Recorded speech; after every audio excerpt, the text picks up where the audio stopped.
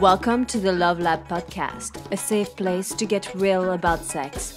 Whether you're man, woman, single or couple, this is the show for you because, well, sex matters. We are your hosts, Kevin Anthony and Céline Remy. All right, welcome back to the Love Lab podcast. And this is episode 57, and it's titled, Your Vagina is Talking. Are you listening? Yes, I am. Well, what is it saying? Stinky, smelly, dirty vagina. No, that's not what it's saying. It's not what it says, but that's oftentimes what people think. These are like a lot of the words that are associated with vagina. I know we had fun when we were prepping for this show, and I wanted to say, like, hey, what are the different names to call the female genitalia? And we came up with a short list because this list could apparently be extremely long if you research it on the internet. You know, just to name a few things like pussy, punani, cunt. Vajayjay, Yeah. twat, vag, slit, snatch. The cooch. Yoni, Mm-hmm. girly bits. Yeah, the muff. So bad. Lady garden. Boner garage. Look up the tattoo on the internet where a woman had boner garage tattooed on her thigh. And it was her belly, I think, with an arrow pointing down.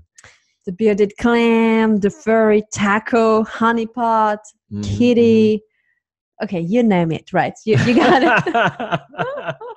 We could go on. We could. We even could create a song. You know, we were practicing it earlier, and like, should we sing it when we deliver it? But no, we didn't. But yeah, I want to hear you sing it. Never episodes. Vajayjay. You know, in French we call it la moule, which is basically like the muscle.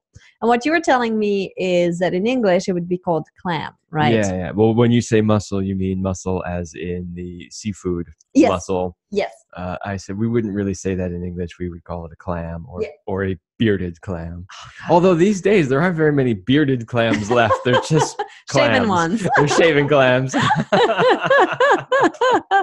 Well, the reason we brought this up is, you know, all these words are often having negative connotation. They're somewhat derogatory terms, and I think it's really sad that we address our body parts with these terms.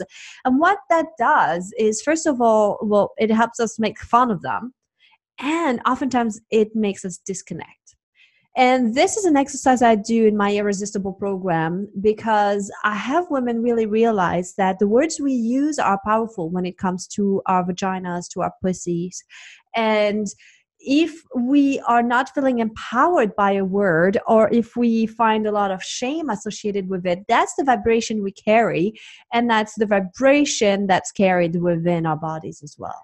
Yeah. And, you know, I mean, this is true for men and women too. I mean, the first thing that we really need to establish is that words have power. Mm-hmm. They really do have power. And if you don't think they have power, look at all the laws that prevent you from saying certain words. Mm-hmm. Look at all the censorship that goes on the internet. If words didn't have power, why would we bother to censor them? Mm-hmm. Right? So words have power. And if you think about it, okay, we gave you a whole bunch of slang terms for vaginas. Mm-hmm. Some of them are kind of cute and fun, but some of them really are derogatory. Mm-hmm. And also think too, like, okay, if you want to say that somebody is, you dislike them, you want to call them a name, what do you say? He's a dick. Yeah. Right? Yeah. So that's, again, another negative connotation.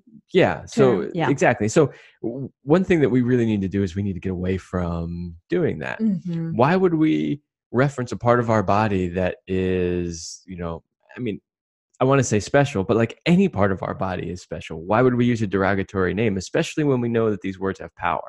Mm-hmm. So, okay. Our title is Your Vagina is Talking, right? And are you listening? And really what we wanted to do in this episode is to do a little bit of a reframe. So first we understand that the way we address it, the emotions we put behind it, matters and makes a difference about how you feel in your body and how you feel about your body. But next, we want to take it further because what if what was happening within your body, and more specifically with your vagina, was more like signs or clues, and that your vagina was like giving you like little signs and things to be like trying to tell you a message. Yeah. Yeah, So, one of the things that we've noticed, not just in our own lives, but also with working with clients, is that whatever's going on with your vagina, maybe you're having recurrent yeast infections, or you're having something else going on, or maybe everything's great. Maybe you're juicier than you've ever been.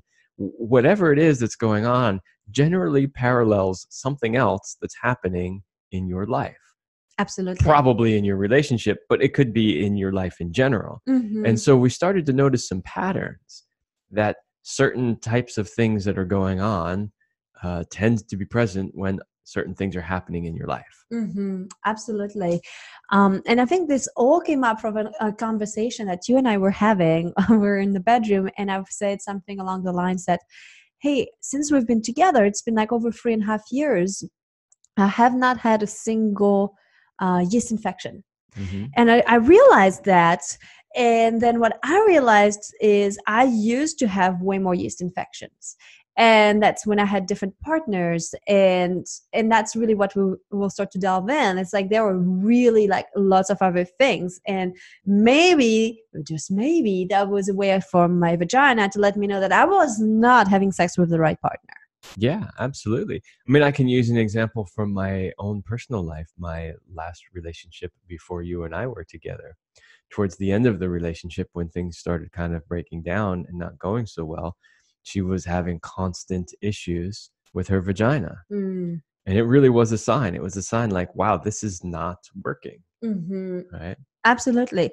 So if we start to think about it this way, rather than being a nuisance, an annoyance, something that we must act on right away and like take action, wipe it off, correct it, maybe it could be something that is like a gentle knock on the door of like, hey, something's going on. Why don't you pause and listen?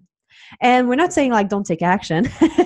Obviously, when you have an itchy pussy, it really needs some help, and then you don't want to wait too long if you have a UTI and gets to your kidneys. But you want to look deeper than just the physical symptoms. And so some of the things that could be happening, and we'll go more in details, are things like, hey, it could be because you're in the wrong relationship. It could be because you don't want sex with that person. It has nothing to do with how much you love them, but maybe your body didn't want sex in that moment. Yeah. And I think it's important to say, because the way you phrased that initially was you don't want sex with that person. But you have to realize that this is a total subconscious thing. Mm-hmm. So you in your mind might be saying, I really want to have sex with this person, but it's your body telling you otherwise. It's that subconscious that's saying, no, no, no, no, no. I don't care what your mind says. This is not right for you. Yeah, but if you look at it, in past relationships, right, we all have had examples where we're like, I knew it.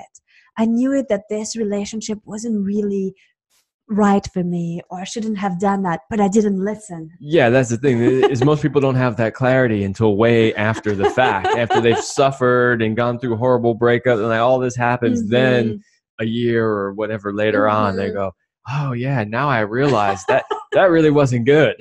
Well, and here's something really important. If that's you, like, slow down and remember, how did your body feel when you were not in the right relationship? Where did you feel sensations? How did your vagina respond? What was happening with your body? And start to know, okay, so when I felt angry, or when I felt resentment, or that I wasn't compatible and I still said, oh, well, I still want sex, I'm going to go for it. Like, that's how it felt.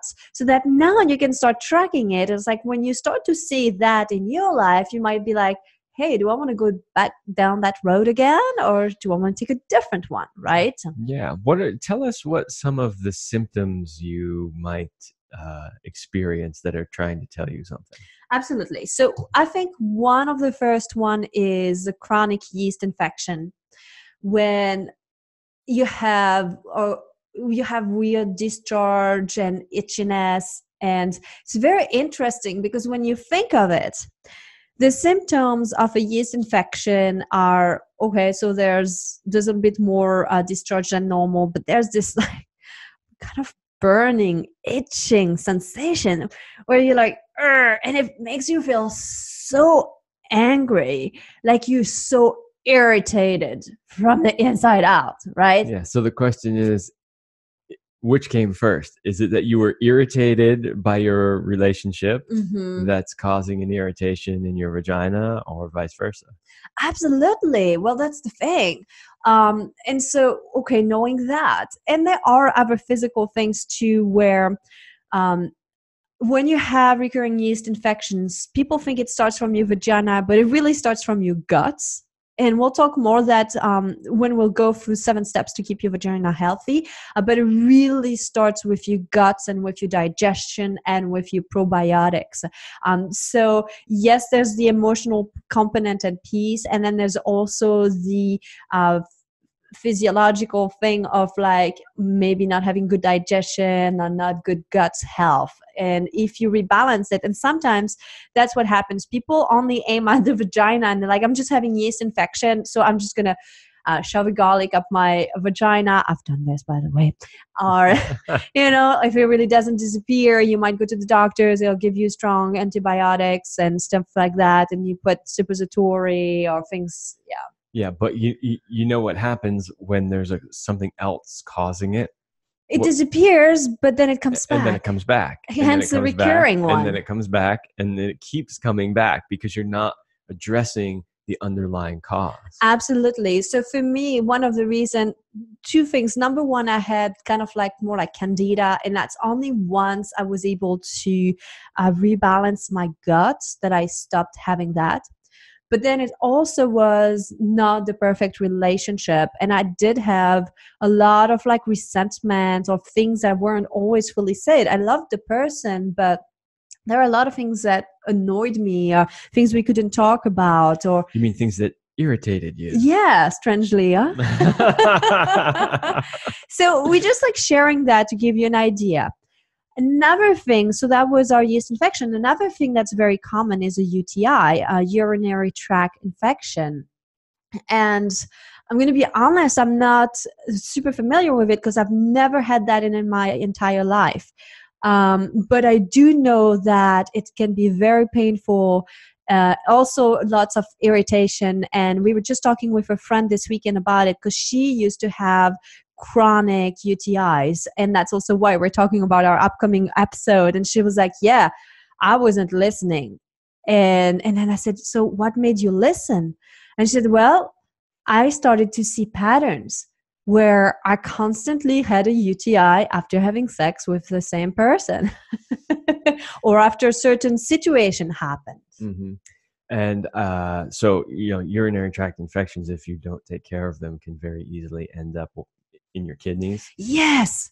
And what's interesting with kidneys. That's where I'm going with this. Yeah, this is what I was kind of wanting to prompt you. Thank you so much. You did such a good job, Kevin. Making me shine.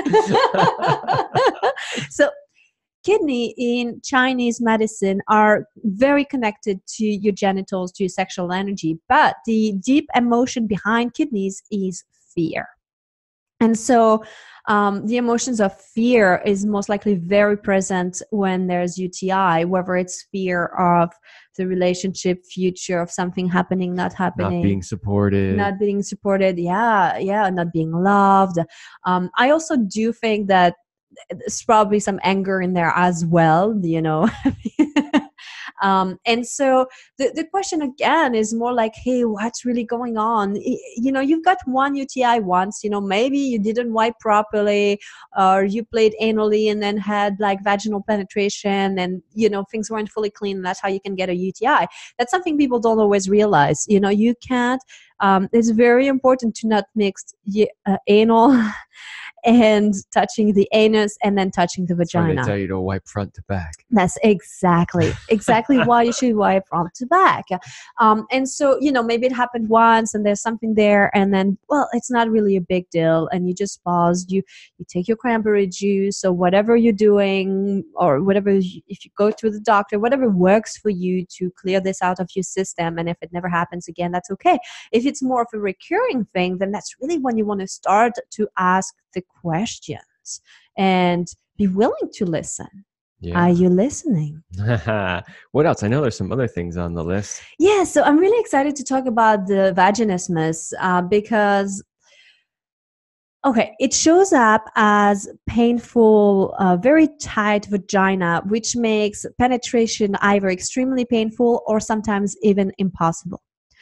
And I was doing some new trainings and research, and there was a story of this woman who was an older woman who was experiencing vaginismus. And so the solution that she opted for was to go see like a pelvic floor therapist and sex therapist, where they worked with doing a dilator inside the vagina, where so you you work into putting something inside the vagina and it dilates and it expands. So to like, how can we stretch that vagina to get it ready so that it starts to be okay with being open so that you can have sex that's not painful? That's the idea behind it. It's a noble idea. It's a grand idea, but it takes a long time. It can be very uncomfortable, and there are not always fantastic results. And then she started to work with somebody different who not only looked at the physical symptom, but started to address the emotional component part of it. And within a discussion and a whole practice that they went through, she realized that she was holding stuff against her partner. They had been together for like decades or 2 decades, like a long time. And they had things that were not being said, and they both worked through this emotional process together. The husband was present, and they both cried and they hugged and they shared their deepest feelings and fears. Guess what? Her vagina, they started to open up, and guess what? Her vagina opened up too. It's funny when I listen to that technique, which I don't really know anything about this technique of trying to sort of force it open.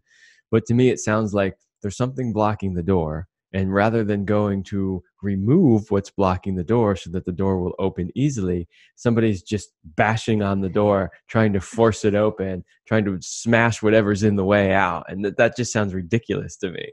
Like, figure out what the underlying cause is. This is the number one problem we have with Western medicine, is they never address the underlying cause. All they do is address symptoms. Yeah, we do a little patch here, another patch there, and then oops, with that patch we created second problems that now we need to address, and it's kind of a never-ending like cycle. So okay, I think there's two more that I want to address. One is kind of related to the vaginismus, which is as we are aging and we're going through perimenopause and menopause and hormones are changing, sometimes the vaginal tissues is becoming way thinner. And it has to do with our progesterone levels and different things in the body. But that makes it that some women literally will bleed with intercourse because the vaginal walls are becoming too thin and just it's not happening very well.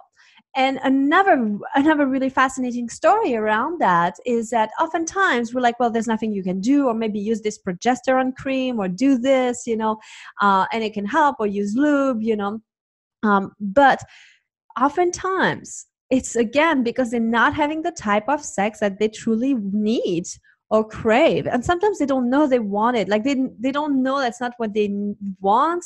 They like, well, this is how sex has always been done, but they have shifted, and they may need some slower sex. They may need more emotional connection. They may need spiritual connection with the sexuality, like so many different elements into it. And when you finally bring that in, suddenly again you're able to have sex, and it's like, yes, in the body there was a problem, but I think a lot has to do with all the other stuff. Absolutely. I think, most people, they really don't realize, and it's, again, because Western medicine doesn't recognize it, but they don't realize the power that our emotions have on our physical body. Mm-hmm. And, it's like you say a lot when working with clients, right? The issues are in the tissues, right? Mm-hmm. There's a lot of emotional stuff that can literally get stuck in the body and cause a whole range of problems. Absolutely. And sometimes, people think, well, if I just talk enough about it, it's going to resolve itself. And that's kind of the purpose of therapy. And it only works to a certain degree because we got to get into the body. We got to move the shit out. We're going to like get this moving and out and changing and shifting. And no matter how much you're going to talk about it, it's not going to resolve it. Yeah, there's a great book I read years ago. I believe it was called Molecules of Emotion. Oh, yeah, yeah, I think yeah. I think Yeah, it is. it is the title. Anyway, this, the woman Candace Candace Pert Ray. who wrote it. You know, she was the woman that discovered the opiate receptor in the body, and basically what she learned from her many years of research was that we tend to think that all these emotions are stored in our brain. We think of our brain as the emotional center of the body. So if you go off that model, then this idea that your issues are stuck in the tissues doesn't make any sense, right? Because, well, how could something that happened to my arm or my leg possibly be influencing my emotional state or anything else? But anyway, what she discovered in her work was that there are receptor sites all throughout the body. And so these emotions aren't just stored in the brain. It's not just a chemical reaction that happens in your brain. It actually happens in different parts throughout your whole body. And so, yes, those emotions can actually be stored and created in other parts of your body. If you've never read the book, it's a great book. I would check it out. Well, and I studied with Montauk Chia, who's like the Taoist master. And in the Taoist philosophy, each organs hold emotions in the body. And they really see that our tissues, our muscles, and our organs hold stuff, okay? So it's not a new concept. And if you think about it, the uterus is the strongest muscle that pretty much exists. And so imagine the amount of tension, of trauma, of stuff that can be stuck in the biggest muscle of the body. And if you don't address it and the emotional component of it, that's when things just go wrong. And so the last thing that I was thinking about that I wanted to address is in regards to infertility. And because this is a very recurrent problem that a lot of people are dealing with in this day and age.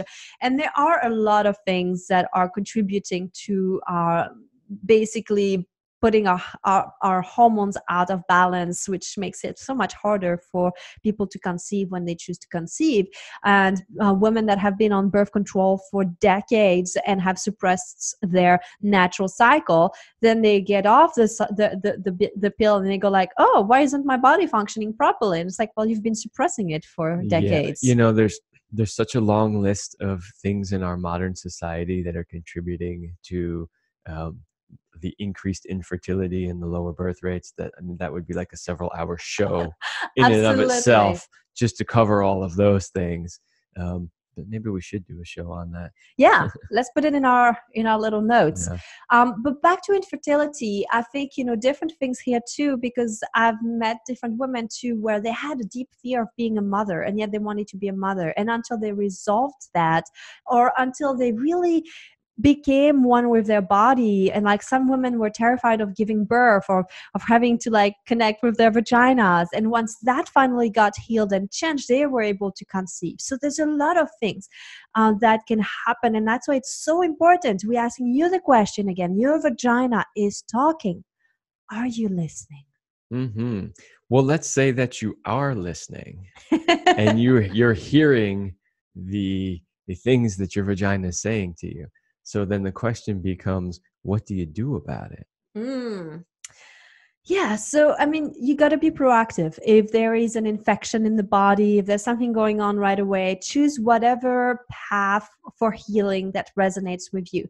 There is really not one path, one solution that fits all. Whatever you choose, you need to be okay with it. You need to feel that this is the best solution and that this is going to help you 100%. And if you have a doubt or if you're not fully into it, then don't do it and find one that resonates with you. And so that's the number one. But then you want to be proactive. If there's nothing going on right now, what can you do to keep your vagina healthy and balanced? And that's really what these 7 steps are more about. Okay, it's not in time of crisis so much that it is as a guideline to start to establish good relation with your body, with your pussy, with your vagina. Yeah. So, and maybe just to add to like, what do you do in the emergency situation? Mm-hmm. So obviously you can see your doctor. There are natural remedies as well. Mm-hmm. You can try to figure out like, how can you calm down the irritation, the inflammation, any infection that might be there. And then once you've gotten past that, I would highly recommend doing the deeper emotional work, starting to look at your life and your relationship to your body, Mm-hmm. your relationship to your partner, Mm-hmm. past traumas you might have had, There's a lot there that you could potentially be digging into that might give you some real keys as to, why you're having recurring problems, if you're having recurring problems. So, listen to what your vagina is telling you, but then you got to do something about it. You can't just go, okay, yeah, great, awesome, heard you. Yeah, you got to make some changes. And, also when you're doing this deep work, especially for us women, I think get some support. I really, really think that it's key in the success, because we learn by resonance. So if you can be surrounded by positive role model women that are that have been through this, or women that have wisdom that you don't have yet have, it will make a difference. And I think it's really essential to not just be alone on this road by yourself. Yeah, and I think too that subtle things that you do every day can make a big difference. So we started off this show kind of joking about all these crazy names that people have created for vaginas. And yeah, it's kind of funny and we all laugh about it, haha. But we did make a very strong point that words have power. And so think about how you relate to and treat your vagina every day. And this goes for men too, but the topic of this show is women, right? So, maybe start using better names. Like in the spiritual sort of communities, people like the term yoni.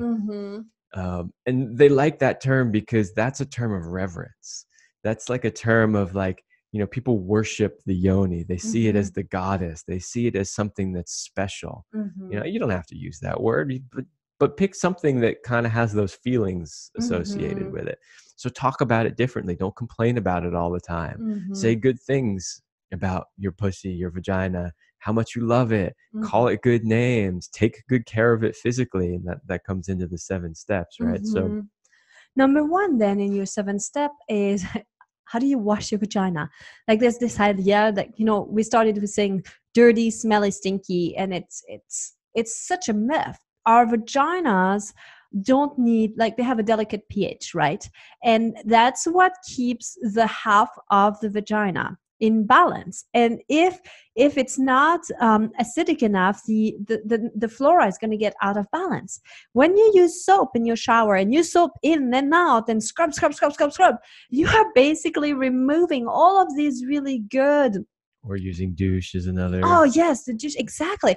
You are like really putting the natural balance of the flora out of balance and creating an environment that is not being able to kill the bacteria as they come in. So it becomes like a place where you can get more infections. So if it seems dirty or smelly in some way, that is your vagina telling you something.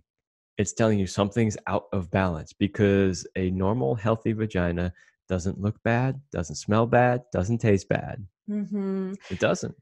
Thank you, Kevin. I think we need to hear that a lot as women. I still have fear sometimes where I'm like, oh my God, the other day you're like, oh, let's have oral sex. And I was like, oh my God, I didn't shower this entire day. And, we're like in the sun and sweating. And you're like, so what? And I'm like, but I might not be as fresh. I didn't care. Exactly. And so it's a really good reminder. So never use soap inside your vagina. Clear, clean water, just warm water, rinse off will be plenty enough, and you will be totally fine. Next, think about what you wear. So wearing cotton underwear versus the synthetic underwears. Cotton or bamboo are natural fibers that are breathable. Again, remember, your vagina is a self-cleansing oven, and it has like all these bacteria inside to keep in balance, and it needs to be able to breathe. If it doesn't breathe, well, it just starts to grow stuff. Well, yeah. So the synthetic fibers don't allow it to breathe, which means it traps in excess moisture, which of course then can be a breeding ground for bacteria. Absolutely. So you well want. Said, Kevin. Oh, thank you. This goes for men also. That's the thing, is like, maybe a lot of people listening to this are like, why is he talking so much? He doesn't have a vagina. What the fuck does he know? It's like, yes, I don't own one. So I don't have as much experience, but a lot of these general advice things go for men too. So men should be wearing cotton underwear, because the same thing can happen. You can have a buildup of bacteria, especially if you are not circumcised. Right? And that's a whole other thing. I'm not going to go there because it's not the topic of this show, but Number 3, you want to sleep naked. Again, just like Kevin was mentioning about breathing, not trapping moisture. And, sometimes we spend like anywhere between 6 to 9 hours of like sleeping. So you want to make sure that your body can breathe and you're not like, again, like all like wrapped into things and sweating. And especially if you're going through perimenopause or menopause, you're going to be sweating much more. And so, I just want to be able to sweat it all out without it being trapped. Absolutely. And number 4, you want to choose organic tampons and pads or clothes pads during your menstruation if you are still bleeding. The regular tampons, is really important to know that regular tampons are usually bleached with chlorine.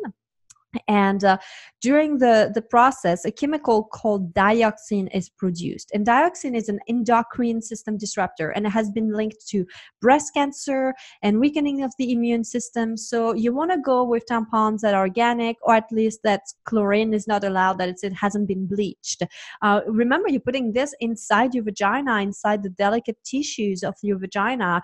And I mean, whatever you put in gets absorbed. Well, and you have to keep in mind, what do we use bleach for? We use it as a disinfectant, right? We do. That's basically what bleach is. It's used to kill bacteria. So what do you think putting bleach inside a vagina that has a very delicate internal flora, what is that going to do? Yeah, not the best for sure. Right, exactly. So obviously anything organic, but also, potentially consider not using tampons at all. Like using a cup. And maybe we'll do another whole episode on that. But menstrual cups are awesome, different ways, using cloth pads. And they're really easy to use. I've been using them for decades now, and it's been awesome. Well, number 5, you want to monitor anything that goes on with your vagina. And it's very important to know your vagina. That means you want to look at your vagina. You want to be familiar with what goes on. You want to know that when you are ovulating, there might be more of an egg white, stretchy fluid that comes out, and it's totally normal. But you also want to know that if it starts to smell different or have a different color or just feel different, then something is not right. Trust yourself. If there's a discharge, if there's an itching or pain, you need to know that something is happening. Like, trust yourself and seek support if need be to correct the imbalance. You need to know your baseline. Absolutely. If because the symptoms may not always be as clear as it's burning right now. It might not be that obvious. So you got to know what a normal healthy baseline is. Yeah, well, it's like kind of checking it out. Like, do you smell your pussy? Have you ever put your finger inside your vagina and then licked it? No, I do that all the time. This is like how I check things out. How do I know? Yes, I smell fine. Yes, everything is good. And if something's not exactly right, that's how I know. And that's how I can prevent and stop something before it gets totally out of balance. Because usually you don't get like really sick right away. There's always like little signs first. And if you know the signs and you can like course correct right away, you won't have to go like the off balance route as deep. Yes. So, you might not have to go quite as far as Céline does, but that's up to you. But at least keep an eye on what's happening down there so you have a baseline. Okay, what's on number 6? We talked about this earlier, using a good probiotic, because understanding that all of this starts, from your guts. And if your guts are out of balance, your vagina probably will be out of balance. And the thing is, there's even some probiotics that are specifically designed to keep the vaginal flora in balance and blah, blah, blah. So sometimes you can give your vagina a little like boost.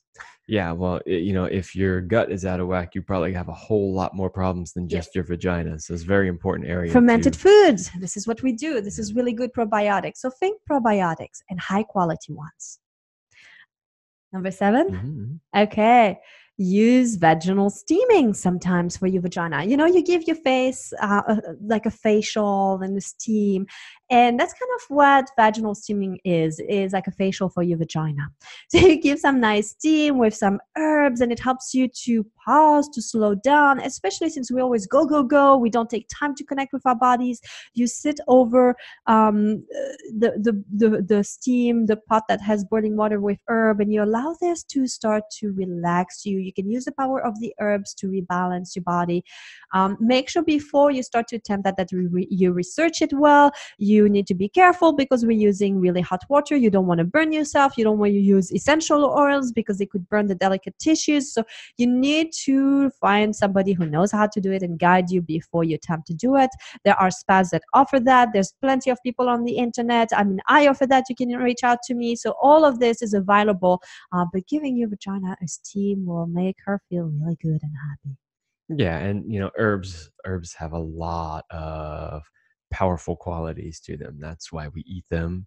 That's why we make all kinds of herbal remedies out of them. I mean, they've been used for thousands of years to treat a whole range of conditions. So there's kind of an idea nowadays that oh, this steaming is a bunch of BS stuff. Like, how could this potentially work?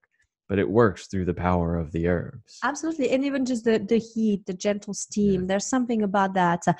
And then I think, if there's only one thing, these were our 7 steps. And what we're hoping is that this episode gave you some confidence to trust yourself, confidence to trust your body and listen to it, and confidence that who you are is perfect. Your vagina is beautiful, healthy, happy, thriving, appealing. Yeah, all vaginas are beautiful, by the way. In fact, a friend of ours did a book years ago called Petals. I think we've mentioned it on this show before. But he was a professional photographer, and what he did was take photographs, up-close photographs of women's vaginas, and all women, every color, age group, grooming style, all across the board. And if you've never seen this before and you're a woman, you should really look at it, because so many women spend most of their lives going around thinking they're weird in some way. Oh, I got this weird thing, or mine looks like this or that or whatever. And when you see all of these different shapes and sizes and colors and configurations, you're like, oh, yeah, that's totally normal. Absolutely. Then remember, your vagina is talking. Are you listening? All right, everybody. It's all the time we have for this show, and we will see you next week.